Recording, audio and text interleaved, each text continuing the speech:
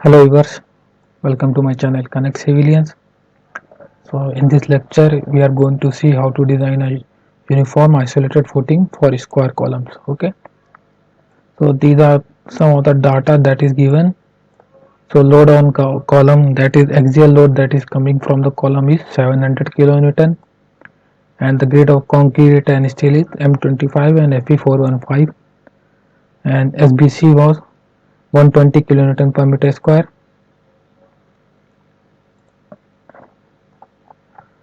Okay,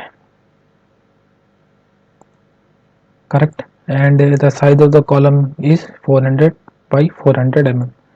So we are going to design for square column right now. So first procedure is to determine the size of your footing. Okay,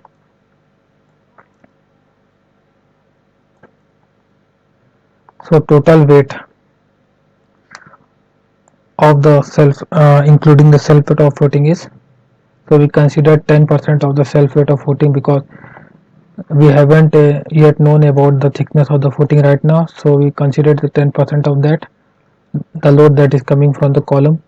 Okay, so our load was 700, and after adding 10% of 700 it is 770 kilonewton. So this will be the load for the determination of area of footing. And for the determination of area, you have to go with the total weight including self load of footing divided by SBC of given data soil. Okay, so this is soil bearing capacity. Okay, so it will come as 6.42 meter square. So this is how footing looks from outside. This is the plan of the footing. Okay, so and this is the column. So I will write here 400 by 400. Okay,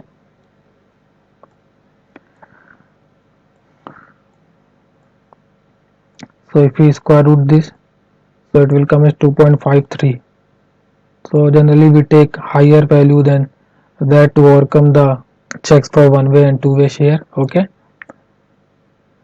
so we assume the size of the footing as 3 meter by 3 meter.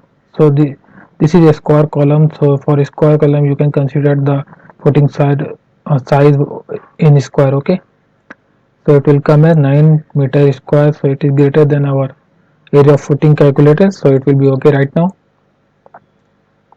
So next step is to calculate the net upward pressure. Okay, so net upward pressure is equal to service load divided by area of your footing, that is calculated here. Now service load is 700 and area of footing is 9. Okay, so don't consider the ultimate load here. So it will come as 77.78 kilonewton. Now the bending moment calculation. So for bending moment calculation, what is the critical section for the calculation of bending moment? This is this face of the column. Okay, so it behaves like a cantilever. If you see the figure, okay, I will make the cross section of this. So it would look like this. Okay, somehow look like this. Okay, so this will act like a cantilever. Okay, on both the sides. So this will be the critical section, that is the face of your column. Okay,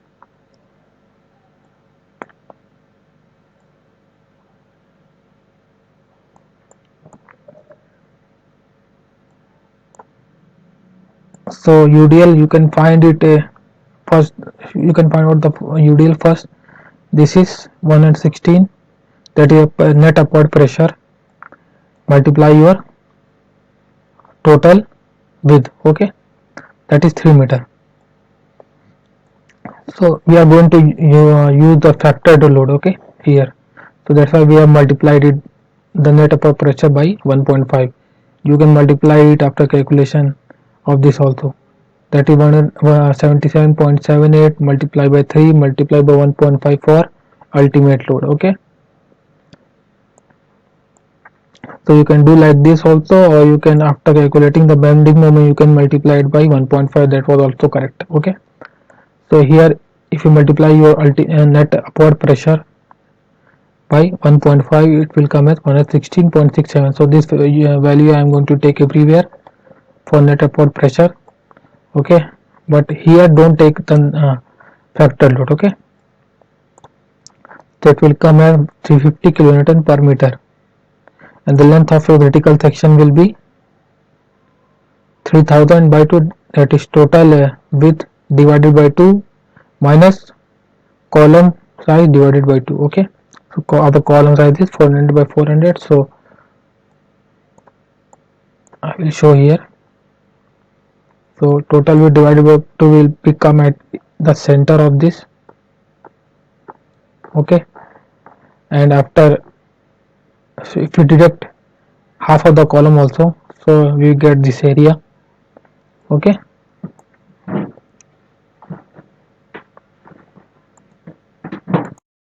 so we will get the hashed area. So it will come as 1300 mm, that is 1.3 meter.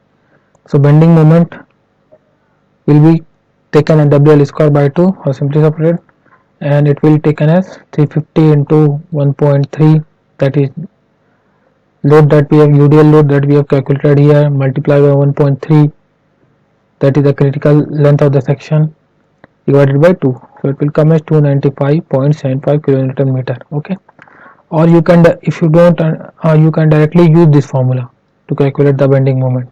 That was also same method, but it was more accurate and simple because it was taken into part by part wise.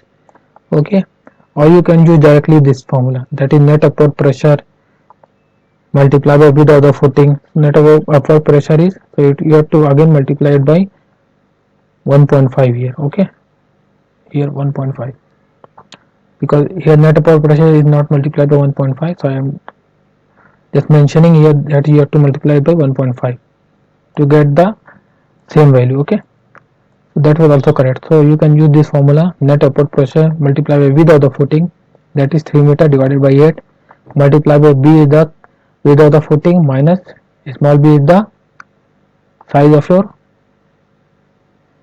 column. Okay, so 3000 minus 400. Okay,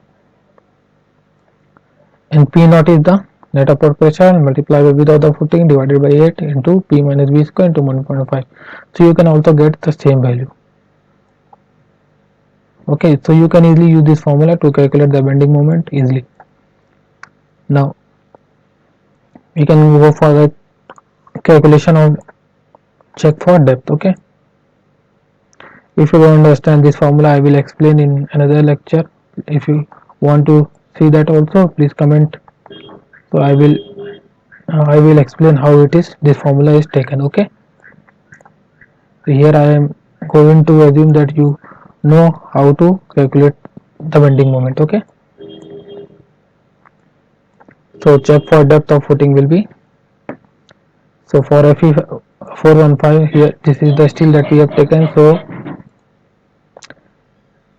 mu limit will be 0.138 FCK into BD square. Okay, so this is from SP16 and 24. You can go and check the table code also. So for FE405 it is 0.138. This is a constant that you have to take. So now our moment that we have calculated is 295.75, and this is 0.138, FCK is 25, B is the width, and D is the effective depth that we have to find out. So our moment is, so substituting this, our D will come as 169 mm. So you have to take higher value than this. Okay, so if you assume the overall depth as of footing as 450 mm, so what will be our so take the cover as 50 mm, die of the bar we are going to consider it as 12 mm. Okay, so this value you have to assume by yourself. I will mention here, assume by yourself. Okay,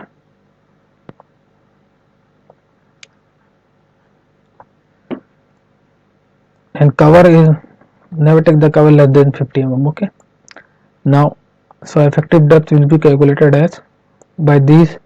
So 450 is the total depth of the footing minus the cover minus dia of the first layer of bar minus dia of the second layer of bar divided by 2. So how it is made? So assume this is the footing. Okay, this is the footing and this is the first layer of your bar and this is the second layer of your bar. Okay, now you have to take the effective depth up to this is center of your second layer of bar. This will be your effective depth. Okay, so it is the clear cover 50 mm minus dia of this bar minus dia of the second layer. Okay, cover 50 mm minus dia of the first layer of bar minus dia of the second layer of bar divided by 2, the half of the second layer of bar, that is the center of the bar. Okay, so now it is come as 382, which is greater than our calculated effective depth, that is 169. So it is safe right now. Okay, you can take this. The total depth is 450 mm. So we can go for the calculation of reinforcement also. So if you want to calculate for both the layers, that is first and second, so as it is a square footing, so moment for both the sides was same, so that's why I am taking the directly the second layer where the reinforcement came is more. Okay, you can also check for the first layer. Okay, so first layer effective depth take as dx and the second layer take as dy. So if you use the effective both of the effective depth for the calculation of reinforcement, then you will see that your percentage for the lower reinforcement is less compared to upper, so you have to go with the higher reinforcement percentage. Okay, so that's why I am taking the upper layer of reinforcement. So we can go for calculation of reinforcement. Formula for this is 50 multiply fck by fy in bracket 1 minus square root of 1 minus 4.6 into mu upon fck b into d square. Okay, so this formula will give you the percentage of your steel. So our moment is, we are converted into Newton mm. Okay, 29575 into 10 to the power 4 Newton mm. Our b is the width of the footing, so it is 3000 mm and our effective depth is calculated as 382. Okay, so percentage will be calculated as, after putting all the values, 50 multiplied by 25 divided by 415 1 minus 4.6 multiplied by moment divided by 25 into 3000 into 382 का whole square, so it will come as 0.193 percentage. Okay, so ST required will come as 3.193 divided by 100 multiplied by your area of your footing, so it is 3000 into 382 effective depth, so it will come as 2216.5 mm square. And you have to also check that minimum reinforcement is qualified with this or not, so it will be greater than your minimum reinforcement, that is 0.12% of your cross section. Okay, of gross area of footing. Okay, so you can also check that it is higher than this, so you don't have to worry here, but you can check here gross area will be 3000 into your total depth. Okay, so this 0.12 we are taking for the HYD bar. For mild AC you can also go with 0.15 percentage. Okay, so our number of bar is calculated as 2216.5 divided by area of your 12 mm dia of bar that we have considered, so it will come as 113.04. so our bar number is come as 19.6. you can go with the higher value, that is 20 number of bars that we are going to take. Now our ST product will come as 13.04 into 20, so it will come as 22161, so it is greater than our calculated, so it will be safe here. Now we can also go for check for spacing.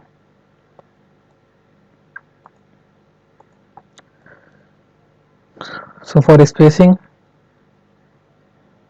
first you have to check for center of spacing, that is 3000 minus cover from the both the sides minus dia of the bar divided by 2 for center from one side and minus dia of the bar divided by from center from the other sides. If I will show you the figure here. Okay, so this is how your plan looks. Okay, and your bar will be laid like, okay, take like this first. As it is a square footing, you can go with what both the sides for the main layer. That was not a problem. Okay, so this will be a bar that is layer, so you have to detect this cover from both the sides. Okay, and plus from this dia bar you have to divide it half the bar. Okay, d by 2. From here also it is d by 2. So for center values, and we have to again divide it total value by total number of bar minus 1. So we will get the center spacing of the bars. So center spacing. So a bar of the diameter look like this. Okay, so this will be the center of spacing. Okay, so it will come as 152 mm. Okay, so now we can also find the clear spacing from this. So it will come as 152 minus dia of the bar by 2 minus dia of the bar by 2, half of the both of the bars. So it will come as 150. Clear spacing is 140, and it should be less than 180 for FE415 as per IS code 456 table 15 page 46. I will show you. Okay,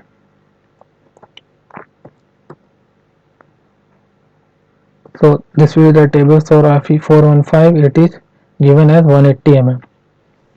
So maximum spacing is 180 mm for FE415. Okay, so you have to check this table for the spacing.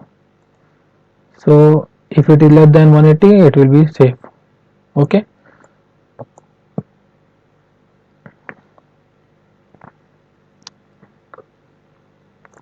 now you can check, go for the gross soil pressure check. So it will be calculated as pressure due to column plus self weight of soil plus self weight of footing. As we find the depth of the footing, so you can also multiply the self weight of calculated footing from here.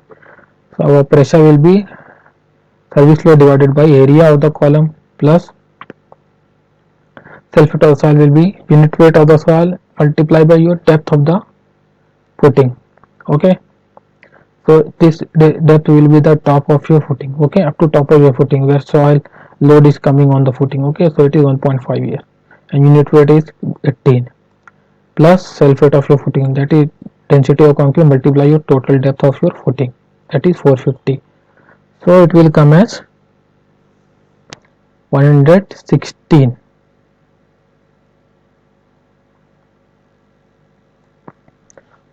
Okay, so it is greater than, sorry, so it is less than your FBC that is given, that is 120. So it is safe. Okay, so if this value is more than your FBC, so what you have to do, either you have to increase the size of your footing or you have to increase your depth of your footing. Okay, so it will be more accurate or easy to increase the size in place of depth. Okay, if the size will be more, then you can use the combined footing. Okay, but here our gross soil pressure is less, so it is safe, so you don't have to do anything. Okay,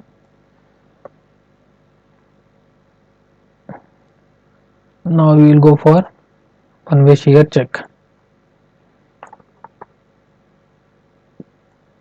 So for one-way shear check, the critical section will be at distance d from the face of your column. So this hatched portion will be your critical section for one-way shear. Okay, so it will be calculated as net upper pressure multiplied by area of your highlighted section, that is this. Okay, so net upper pressure is 116.6 and it is multiplied by 1.5. okay, either you can, I have already told you, you can also multiply your factor of safety after calculating all these also. Okay, I have multiplied here directly, that was not a correct method, but you can also use this either, or you after calculating all the values you can multiply by 1.5 for ultimate shear force. Okay, so you can easily understand all the values. Okay, so net upper pressure multiplied by area of your highlighted section, so this area. Okay, so how this area will be calculated? So this is 3 meter, that is correct, that is size of your footing is 3 meter, but you have to find this. Okay, so what you have to do, 3 meter multiply by 3 by 2, that is 3000 by 2, minus 400 by 2 minus t, that is the effective depth, that is 382.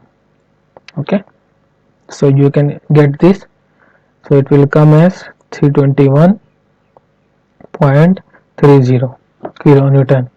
So our shear force will come as 321.30. so nominal shear stress will be calculated as tau v Vu upon B into D, and B is the width of the section and D is the effective depth. So 321.30 multiplied by 10 to the power 3 divided by 3000 multiplied 382, so it will come as 0.281 Newton per mm square. Okay.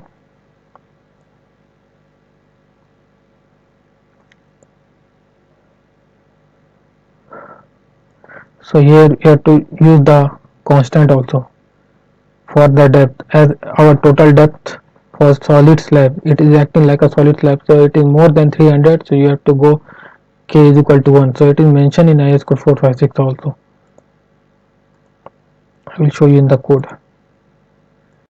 So on page number, see this 84. Okay, so for solid slab the upon visible shear stress will be multiplied by your k into tau c. So for overall depth of the slab, that is we have considered 450, that is more than 300 mm, so it will value will be taken as 1. If your slab vary between these range, so you have to go with these values. Okay, and if you are getting the intermediate value, so you have to go with the interpolation. Okay, so you can write here on page number 84, you can use this constant. Okay, now so k will be 1, so percentage steel that is provided will come as 2261 into 100 divided by 3000 multiplied by 382, so it will come as 0.197, that we have steel that we have provided. Okay, so tau will be calculated from page number 19, IS 456, page 73. I'll show you on page number 73 also.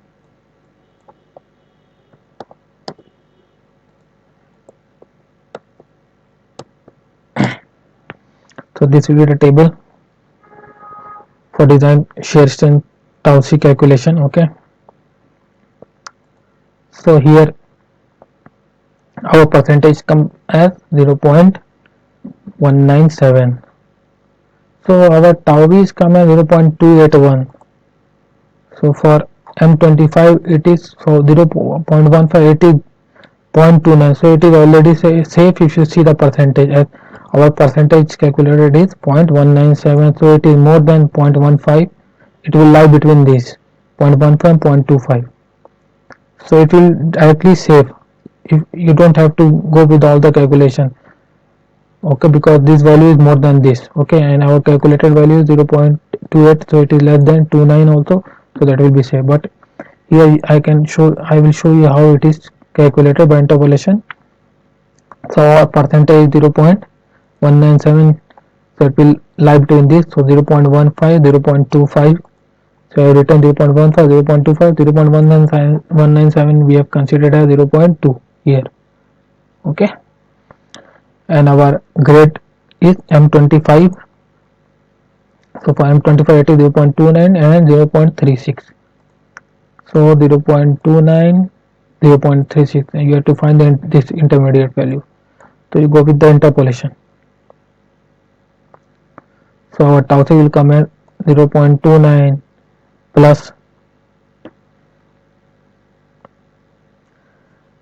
0.36 minus 0.29 divided by 0.25 minus 0.15 multiply by 0.20 minus 0.15.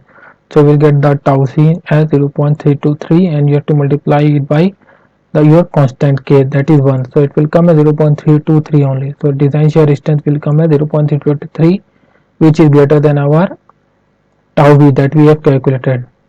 Okay, permissible value, that is nominal shear strength, that is 0.281. So here it is safe in shear also. Okay, now we can also go with the check for two-way shear.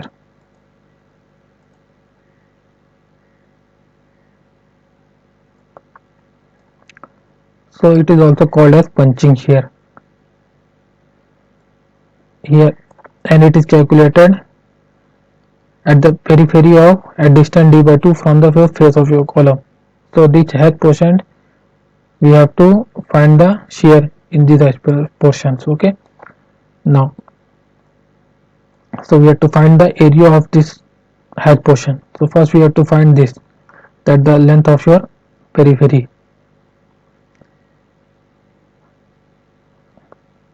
So if you find this length, so, and multiply it by 4, so we will get the value. So how it is calculated, that is this will be 400 total length plus 382 divided by 2, that is the effective depth divided by 2 from here also and from here also. So our total length will come as 782 mm for one side. Okay, so area will be calculated as 3 meter by 3 meter minus this area. Okay, 0.782 multiply 0.782, so we'll get this hatch portion area as 8.388 meter square. So similarly we go with the calculation for the shear for this section also, that is upward pressure multiply your area of hatch portion multiply by 1.5, that will come at 116.67 and area of your hatch portion is 8.388, that will come at 978.66 kilonewton. So after placing the value in tau p, that is V upon B into D, so I mentioned here 4p, that is all the four sides of your d by 2 distance at the periphery of the columns. Okay, so it is multiplied by 4. So 978.66 divided by 4 into 0.782 multiply by 4 into 782 multiply by your effective depth, that is 382. So it will come as 0.819. Now you have to find the Ks. This is also a constant in the case for two-way shear, and it is mentioned on page number 58 and 59 IS 456. You can check. Okay, and for square column, what will this will be your ratio of your column size. Okay, that is L by B. So for square column it is 1. Okay, so 1.5 its value will come, and it should not be more than 1, so we are going with the 1 value. Okay, so we have to use the formula for tau c will be equal to, the design shear strength will be 0.25 multiplied by square root of your concrete FCK, that is 25, so it will come as 1.25. So tau c will be calculated by multiplying it by Ks, so it will come as 1.25 multiplied by 1, so it will 1.25 Newton per mm square, and it is greater than your calculated tau v, that is 0.819, so it is safe in two-way shear also. Okay, now you can also go with the check for load transfer at base. Okay,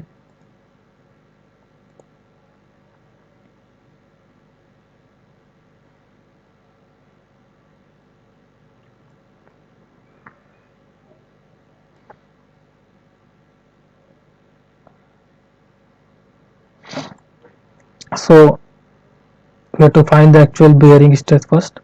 So it is ultimate load divided by your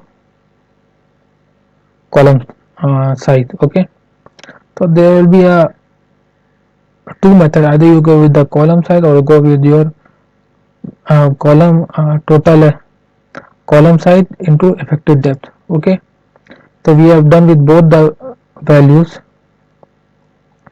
that is ultimate load divided by your column size or ultimate load divided by your B into D. So you have to take the maximum value for this. Okay, so you have taken at 6.87 here. Now your bearing stress will be, permissible bearing stress formula is 0.45 FCK in bracket square root of A1 by A2. And what is A1 by A2? So A1 will be L by B, the area of your footing, or that is B small b, that is your column size 400 plus 2 in bracket 2 plus into 450 total depth of your footing to the total whole square. It will come as 484,000,000. So you have to consider the minimum of both the values. Now and A2 will be taken as either area of your column or 400 into D, that is effective depth. So you can check with both the values. Okay, so for A1 by A2 with this one, that is 16,000,000, so it will come as 5.52, and it is greater than 2. Similarly for A1 by A2 with 484,000,000 divided by 15280, it will come as 5.62, and it is also greater than 2. So this value you should, if it is greater than 2, then you have to go with the value 2. So if it is less, then you can go with that same value, but if it is greater, so maximum we are allowed to take as square root of A1 by A2 as 2. Okay, so that was not a problem. So you can check with both the methods. Now permissible stress will be 0.45 into 25 into 2. Okay, so it will come as 22.5, and it is greater than our actual bearing stress, that is 6.87. Here we have calculated at the starting 6.87, that is the maximum of both the values. Okay, so it is safe in transfer of load also. And you can also check with this method, that is if you consider the square column, so A1 will be equal to A2, that is 400 into 400, that is 16,000,000, and bearing force will be 2.425 into, considered A1 is equal to A2, so 16,000 divided by 1000. Okay, so it will come 1800 kilonewton, and it is greater than our ultimate load, that is coming from the column, that is 1050. So it is greater than this, so this will also be safe. So it will also can transfer full load without any reinforcement. Okay, so you can check with this, all these three types, the load transfer at the base. Okay, so I hope you understand how to design your footing of square column. So in next lecture I will show you how it is done using the Excel sheet. Okay, so if you like this video, please subscribe to my channel, and I will also upload this video in Hindi in my next second channel, that is We Are Civil Engineer, so you can also check over there. Thank you.